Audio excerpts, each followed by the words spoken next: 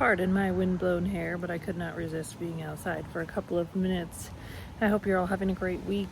Just wanted to share today that in Sunday school and youth group, we have been talking a lot about giving and trusting that when we give and when we share what we have, that God will still provide for us and God will still take care of us.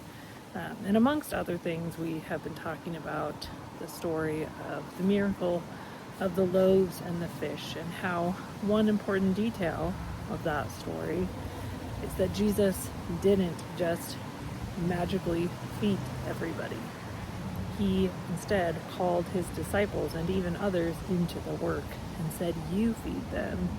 And he sent them out to find what they had and then to have faith that if they shared even the little amount that they had, that there was going to be enough for them, and that there ended up being so much that there were basketfuls left over. And so I think as we are in this month-long stewardship campaign and thinking about how we're going to be giving, I think it's appropriate to talk about this just as parents and guardians, not only in the giving of our financial resources, but also in giving other aspects of ourselves, giving them up to God, seeking out the places in our lives where we need to give things up to God and trust that God is going to take care of us. And sometimes it's in unexpected ways. There is obviously the financial aspect of sharing generously and believing that we are going to be taken care of and that there's going to be enough for everyone. There's also the idea of sharing generously of our time and our gifts and trusting that there's still going to be time left over for ourselves.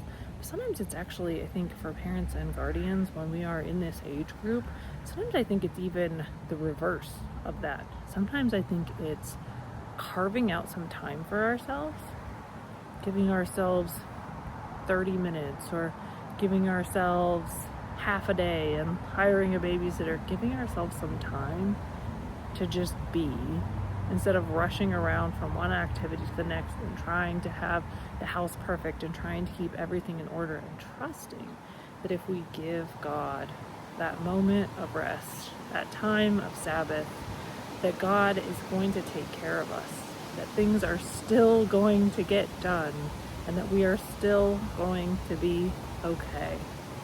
And so, depending on where you're at in your life, I just challenge you and encourage you to give it a try this week. If you're someone who is anxious and unsure about financial security, even if you feel like you have enough, but it never seems to be enough, consider spending a week just sharing a little bit, giving $10 to somebody you see on the side of the road, or donating to a cause that you hadn't planned on causing, and see if God still takes care of you. Maybe if you're someone who is anxious about not having enough time to yourself, but you really do have time.